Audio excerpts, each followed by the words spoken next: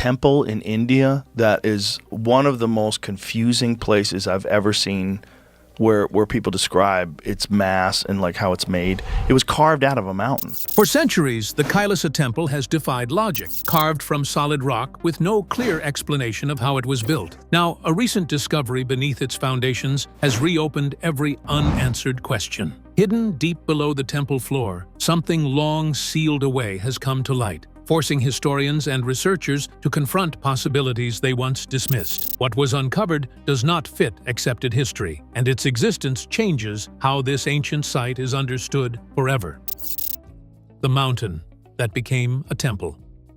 Joe Rogan sat in his studio, staring at images on his screen. He had just watched an entire YouTube documentary about a place that broke his brain. As he described it to Theo Von, this temple in India is one of the most confusing places he has ever seen. The whole thing was carved out of a mountain. Not built, carved. They removed the mountain and created this insane, symmetrical, incredibly intricate temple. And it does not show any chisel marks on it. Theo Von had never heard of this place. Neither have most people in the Western world. But once you learn about Kailasa Temple, you cannot stop thinking about it. The structure sits on the Deccan Plateau of Maharashtra in India, carved into the basalt cliffs of a site called Ellora. More than 30 caves dot this landscape, but Cave 16 stands apart from everything else. It is not really a cave at all. It is a complete freestanding temple that ancient workers extracted from solid rock by carving from the top down.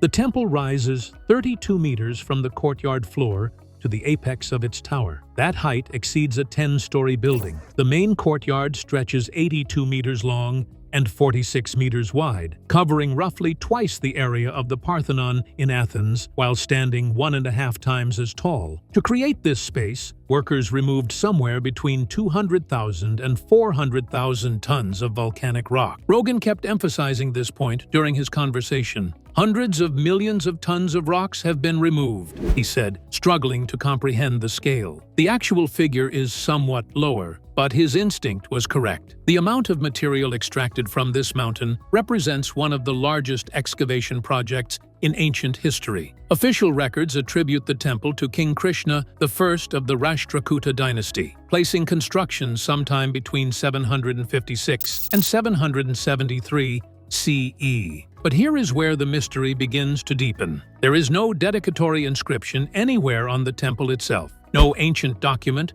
describes the construction process. No records list the workers or explain the techniques they employed. For a project requiring such enormous resources and coordination, the complete absence of documentation is extraordinary. A medieval legend offers one possible explanation for the construction method. According to a text written between 1470 and 1535 CE, a queen made a desperate vow when her husband, the king, fell gravely ill. She promised Lord Shiva that she would fast until she could see the shikara of a new temple dedicated to him. The shikara is the towering spire that marks the dwelling place of the divine. When architects told her that building such a temple would require months or years, a master craftsman named Kailasa stepped forward with a radical solution. He would reveal the shikara within 1 week by starting at the top of the rock and carving downward. The legend says he succeeded, and the queen was able to break her fast. What makes this story intriguing is that inscriptions from later centuries mention architects from the illustrious family of Kailasa, suggesting the legend may preserve actual historical memory. Rogan captured the impossibility of this approach when he said that if one person messes this up, and the whole project is ruined. Because you are not building it. You are carving it out of the mountain. You cannot recarve. And they did it perfectly. The construction sequence defies conventional logic. Workers first cut 3 massive trenches into the hillside at right angles to each other. They excavated vertically down to what would become the courtyard floor, isolating a gigantic island of rock in the center. This island measured over 60 meters long, 30 meters wide, and 30 meters tall at its highest point. Then they began sculpting from the top. The roof emerged first, then the walls, then the columns, then the sculptures. Layer by layer, the temple materialized from within the stone. As Rogan observed, you have to plan ahead with that. Yeah, you think, but how did they do it so well? How is it so beautiful? How is it so symmetrical? Who asked for this to be built? How long did it take? When modern researchers began examining the site through advanced scanning technology, they discovered something hidden beneath the temple that no ancient text ever mentioned. The impossible engineering. Standing before Kailasa Temple, visitors often struggle to process what their eyes are showing them. Every courtyard aligns cleanly with adjacent spaces. Shrines face precise directions. Pillars rise at uniform intervals across multiple levels. Sculptures maintain perfect balance and proportion, whether placed near the ground or high on upper stories. Nothing appears random or improvised. The entire monument feels as though it was executed according to a master plan so detailed that every strike of the chisel had its predetermined location. The craftsmen worked with iron chisels, hammers, and picks sharpened by hand. Archaeological evidence reveals at least 3 distinct types of chisels based on the marks left on various wall surfaces. Workers also employed steel rod drills for boring holes, levers and wedges for moving debris, and plumb lines and strings for maintaining symmetry. These were simple instruments that would have dulled rapidly against volcanic rock. The basalt at Ellora formed approximately 65 million years ago from volcanic activity. It is dense and resistant, ranking among the hardest materials any stoneworker could face. Yet the ancient builders selected this location deliberately because they understood something crucial about basalt that made their project achievable. Freshly exposed basalt is relatively soft compared to weathered surfaces. The rock hardens significantly over time when exposed to air and elements. Basalt also weathers layer by layer through a process called exfoliation, leaving a harder core beneath a softer exterior. This property made it ideal for detailed carving. Workers could shape fresh surfaces with relative ease, and the finished carvings would harden over subsequent years to resist erosion and damage. The builders also exploited natural joint patterns in the basalt. Horizontal and vertical fissures created by ancient cooling patterns allowed cleaner cuts along predictable lines. They chose fine-grained formations optimal for detailed sculpture work. This geological knowledge proved essential to achieving results that still astonish engineers today. Rogan noted that the carved surfaces remain sharp after all these centuries. Edges meet cleanly. Corners are square. Relief sculptures preserve fine details that should have been nearly impossible to achieve at such enormous scale. Even in areas where workers had to carve while suspended above the ground or squeezed into cramped spaces deep within the rock, the quality never falters. Modern computer simulations confirm that the design reflects sophisticated understanding of structural engineering. The pillars are positioned to distribute weight evenly across the entire complex. Open courtyards relieve pressure on surrounding walls that might otherwise buckle under accumulated stress. Bridges link different areas without placing excessive loads on the central shrine. The builders understood where the rock would be strongest and weakest, and they carved around natural fractures to preserve stability throughout the long excavation process. The mountain has supported this massive hollow space for over 1,200 years, without significant structural failure. Contemporary engineers continue examining the temple to understand how such large voids were created while maintaining integrity of the surrounding rock mass. The results speak to planning and calculation as much as artistic skill. Perhaps the most dramatic testament to this engineering achievement came centuries later when Mughal Emperor Aurangzeb attempted to destroy the temple. In 1682, he dispatched 1,000 workers with orders to demolish Kailasa completely. After 3 years of continuous effort, they had achieved almost nothing of consequence. Some statues were disfigured, some carvings on outer walls sustained damage, wall paintings were largely destroyed, but the main structure remained completely intact. Rogan noted that Kailasa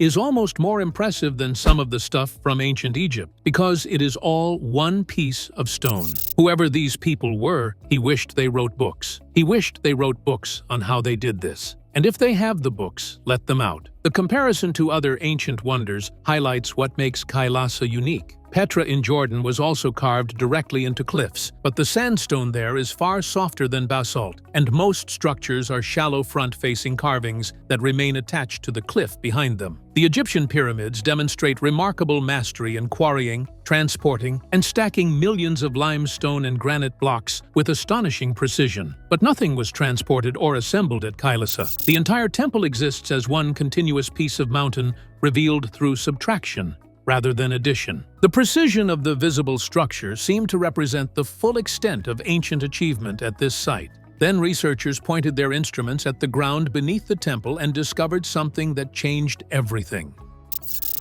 What lies beneath?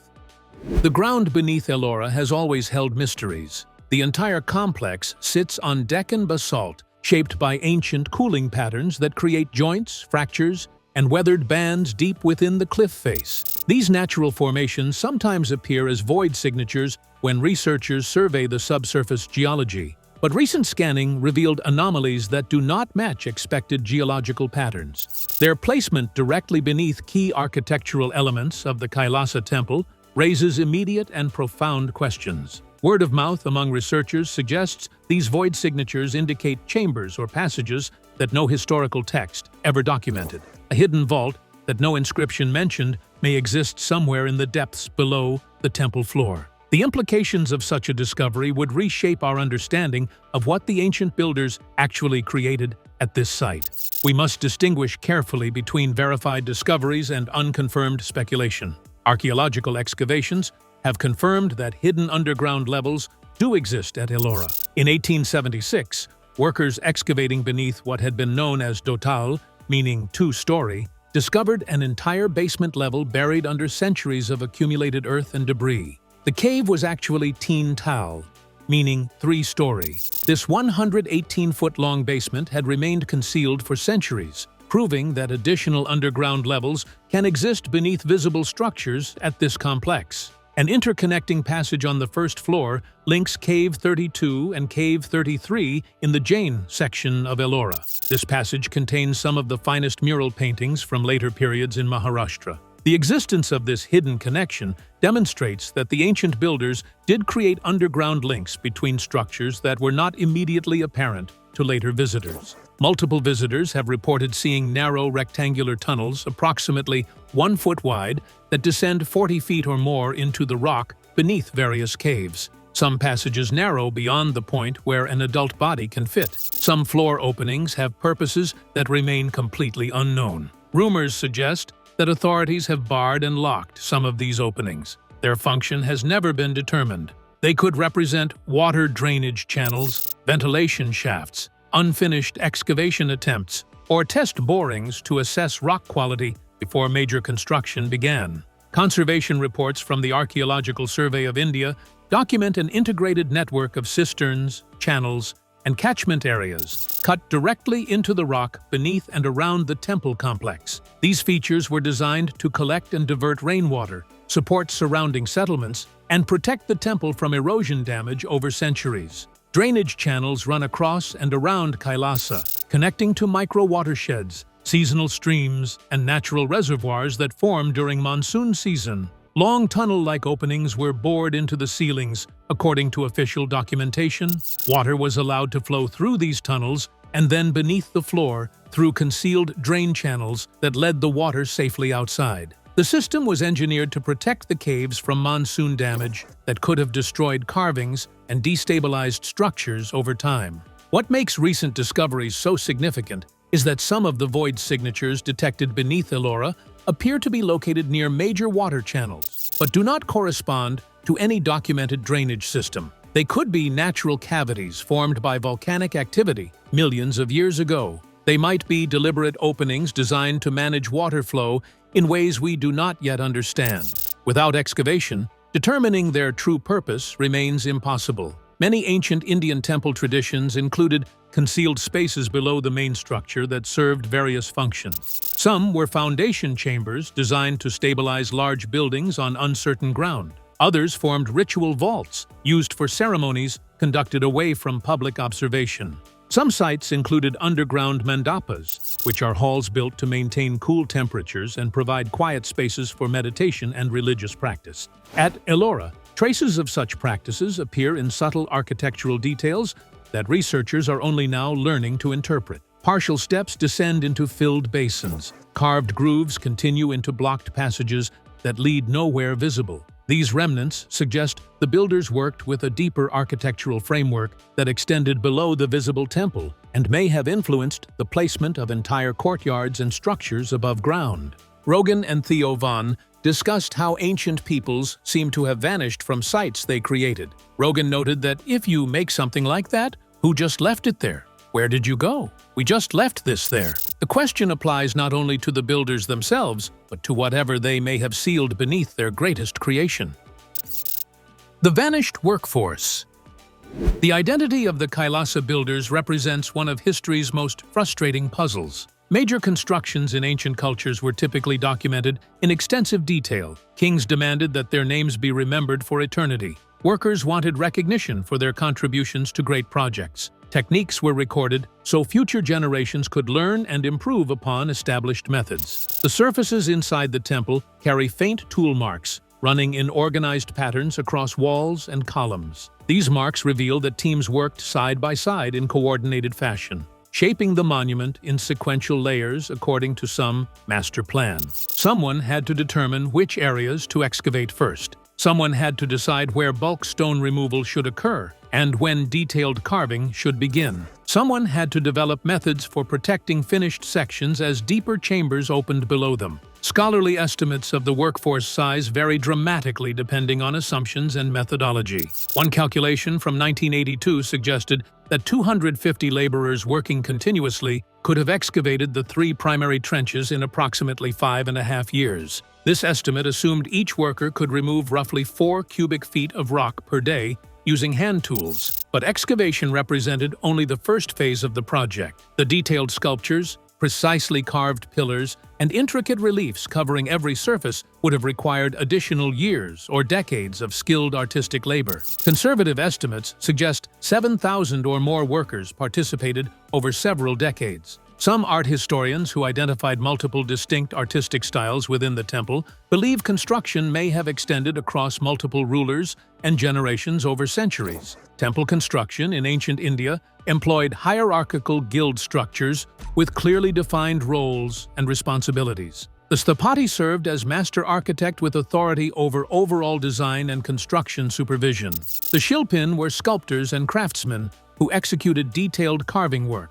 Training within these guilds was hereditary and rigorous. Apprentices began formal education at age 12 and studied for at least 10 years before achieving mastery. The curriculum encompassed drawing, engineering, carving, geometry, mathematics, sacred texts on architecture, and proper tool use. A philosophical explanation may account for the missing historical records. In Hindu temple tradition, the sculptor becomes the sculpture, and the architect becomes the architecture. Creative work was attributed to divine inspiration flowing through human hands rather than to individual human achievement. Personal recognition was considered inappropriate and even spiritually harmful when creating sacred spaces. The artisans sought not worldly fame, but spiritual merit earned through devoted, anonymous labor. Rogan speculated about what might have happened to ancient peoples who created monuments and then disappeared. He theorized that things have happened and we forgot about those things. Things like asteroid impacts, things like supervolcanoes,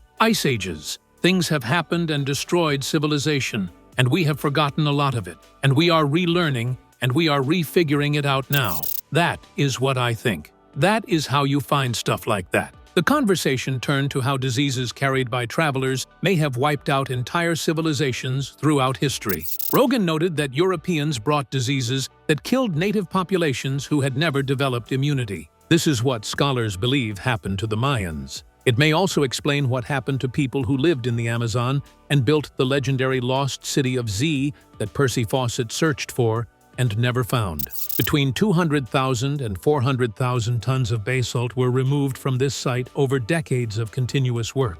Where did all that rock go? No massive debris piles have been documented in the surrounding area. The complete absence of excavation waste from history's largest subtractive construction project remains genuinely unexplained. Acoustic chambers and hidden design.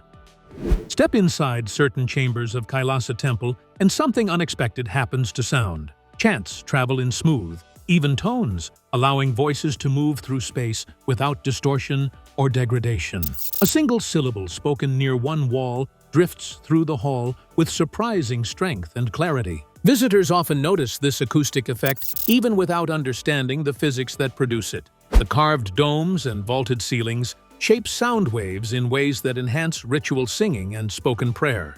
High ceilings give chants room to expand and reverberate, while narrower passages carry echoes deeper into the structure. Research on contemporary temples built during the same era confirms these acoustic properties were likely intentional rather than accidental. A study published in 2025 by the Acoustical Society of America analyzed two UNESCO heritage temples constructed around the same time as Kailasa. The Virupaksha Temple at Pattadakal demonstrated a mid-frequency reverberation time of 2.1 seconds, which is comparable to modern concert halls designed by professional acoustic engineers. The Vijaya Vitala Temple at Hampi showed a reverberation time of 2.5 seconds, providing optimal conditions for classical Indian music performance.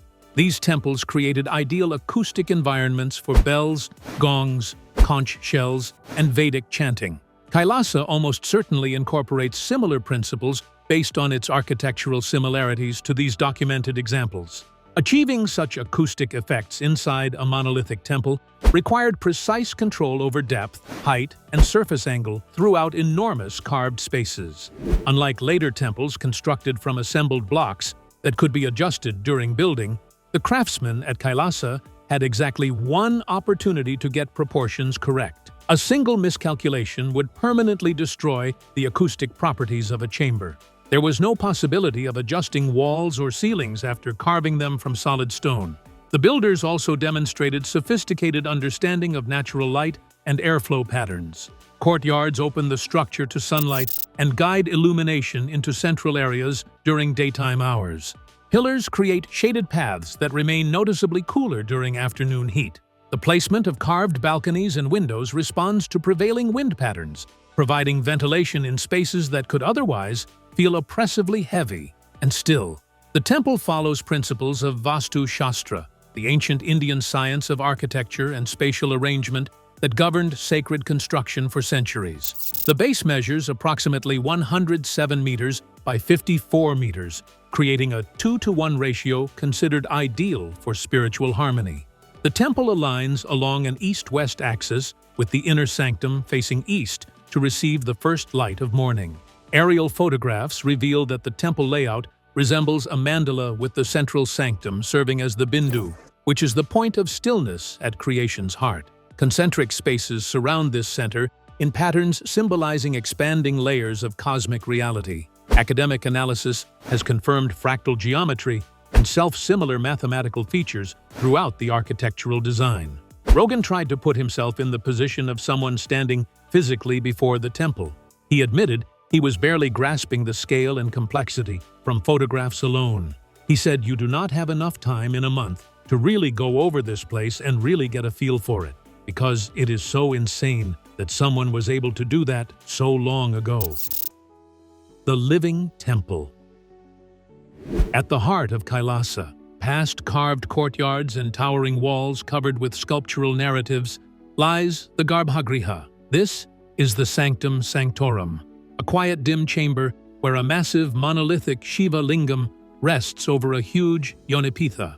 The lingam symbolizes cosmic creative energy and divine presence. The chamber was carved with such precision that it has never required reconstruction or significant repair in 1,200 years of continuous use. The sanctum ceiling features an enormous lotus carving that draws the eye upward toward the divine. The shikara rises above to a height of 96 feet with an octagonal profile characteristic of Dravidian temple architecture from South India. 4 tiers crown the summit with reclining bulls positioned at each corner. Evidence suggests the entire temple was originally painted white to evoke the snow-covered Himalayan peak it symbolically represents. Worshippers today enter this space much as devotees did more than a millennium ago. The temple remains an active site of Hindu worship and a major destination for religious pilgrimage. Visitors arrive throughout the year, with the largest gatherings occurring during Mahashivaratri, when thousands fill the courtyard for prayers and offerings that continue through the night until dawn.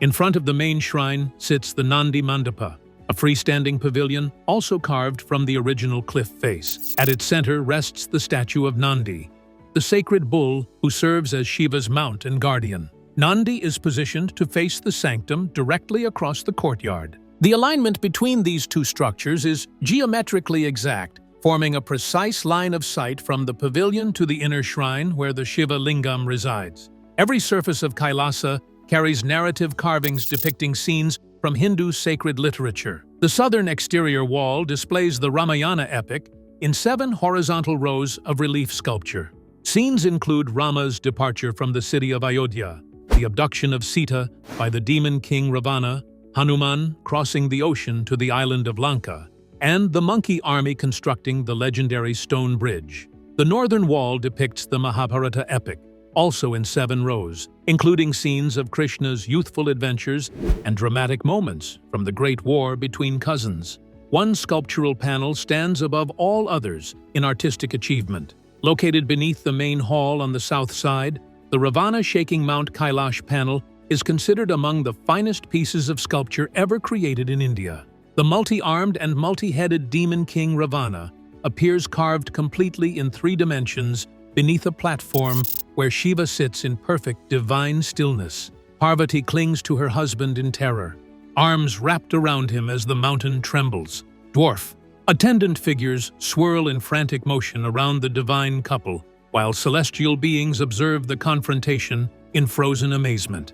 UNESCO inscribed Ellora as a World Heritage Site in 1983, specifically describing Kailasa as a technological exploit without equal and a masterpiece of human creative genius. The designation recognized how Buddhist, Hindu, and Jain sanctuaries coexist peacefully at a single sacred complex, demonstrating the spirit of religious tolerance characteristic of ancient Indian civilization at its highest expression. Questions carved in stone. The Kailasa Temple stands as one of the most extraordinary achievements in human history, and simultaneously one of its most persistent mysteries. These ancient craftsmen possessed knowledge that challenges modern assumptions about 8th century capabilities. They planned complex 3-dimensional structures entirely in their minds before making a single cut into stone. They engineered acoustic properties, airflow patterns, and natural lighting effects within solid rock chambers. They carved with precision that contemporary tools struggle to match. They designed water management systems that continue functioning effectively today. And then they vanished from recorded history, leaving behind no personal names, no technical documents, no explanation of how they accomplished the seemingly impossible. Rogan reflected on this pattern of ancient achievement, followed by mysterious disappearance. He noted that the Aztecs also abandoned their greatest structures. People just left, or they all got diseases, or got wiped out. He reasoned that if everybody leaves a nice place, somebody would stay. Some people would say, no, we are just going to stay. The fact that nobody stayed suggests they got wiped out. Something happened. Probably weather or something big. Maybe weather, but also people traveling with new diseases. The questions that remain are profound and possibly unanswerable. Where did 200,000 tons of excavated rock actually go? How did craftsmen separated by 100 feet of solid stone coordinate their work to achieve millimeter precision without modern communication or measurement technology? Why did no one carve their name anywhere on the greatest monolithic structure ever created by human hands? How did they visualize a complete multi-story temple inside a solid cliff before removing a single piece of material? The void signatures recently detected beneath Ellora raise new possibilities that could reshape everything scholars believe about this site. As scanning technology improves, researchers may yet discover chambers that no living person has ever entered. The verified discovery of the Tal basement proves that hidden levels exist at this complex. The locked passages and barred openings hint at additional secrets waiting to be revealed.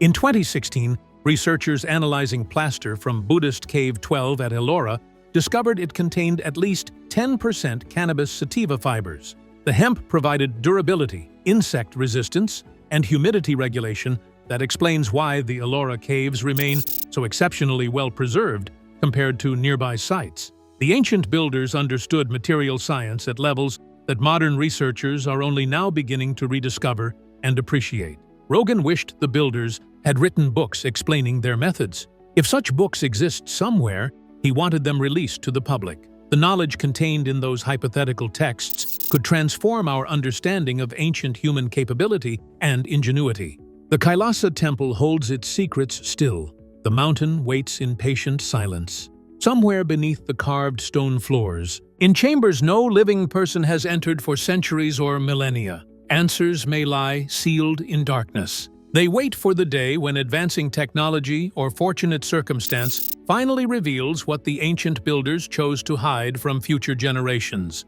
After hearing about this discovery, share your thoughts in the comments below. Does this change how you see the history of the Kailasa Temple?